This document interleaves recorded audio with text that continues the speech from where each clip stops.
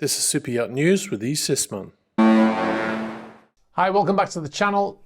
Okay, if you were in Civitavecchia in Italy this weekend, you may have seen an incident there which could have been a very serious accident. The ocean liner QM2 broke free of her mooring lines and drifted, almost hitting a super yacht on the other side of the marina.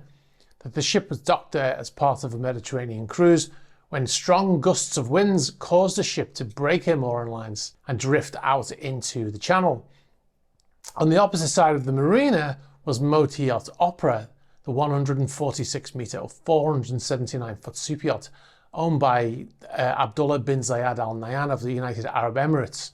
Now, the super yacht also appears to have had a bunker barge alongside the yacht at the time of the incident, so they were probably taking on fuel. Now, 3 tugs came to the rescue and were required to hold QM2 to prevent it from hitting those other vessels. There was a ferry there and another cruise ship as well, I believe, as well as motor yacht Opera, of course. And the captain called an emergency for assistance to control the drift. The ship was then repositioned to an adjacent dock in order to tie up and embark the passengers which were on day trips and trying to return to the ship when she suddenly broke free.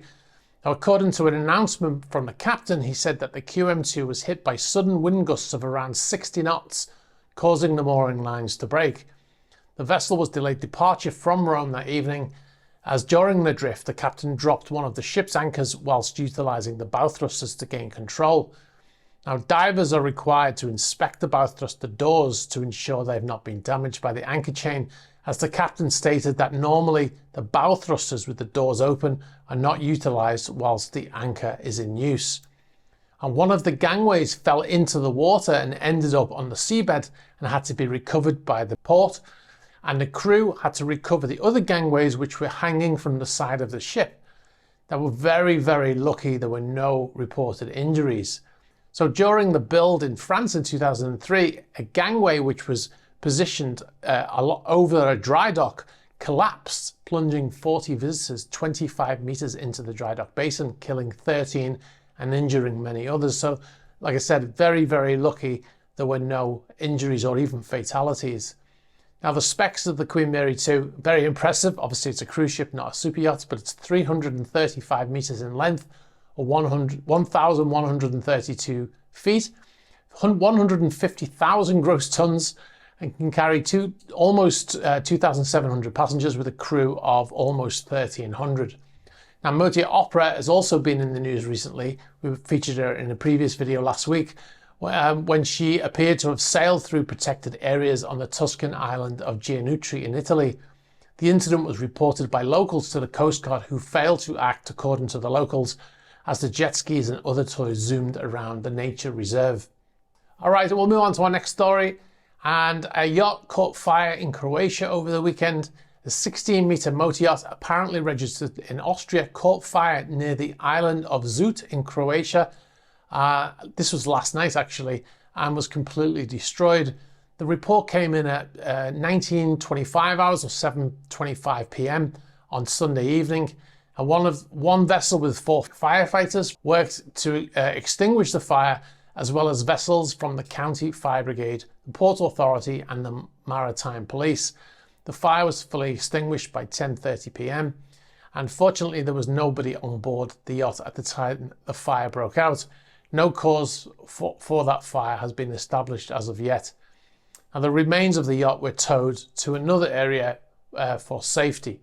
Okay, so we'll move on, and a yacht that's been featured on the channel before, motor yacht Obsidian, has been delivered to her owner. This vessel was formerly known as Feadship's Project 710. It's an 84 meter or 275 foot yacht. Now, the reason why this is a significant yacht is it's the newest hybrid vessel to emerge from the Dutch shipyard. Now, Obsidian is equipped with biofuel generators. The new yacht will use second generation biodiesel or HVO in its generators, which aims to reduce carbon emissions by up to 90%. And Feadship claims it's another step closer to the goal of producing carbon neutral super yachts by 2030. Now, that's very ambitious.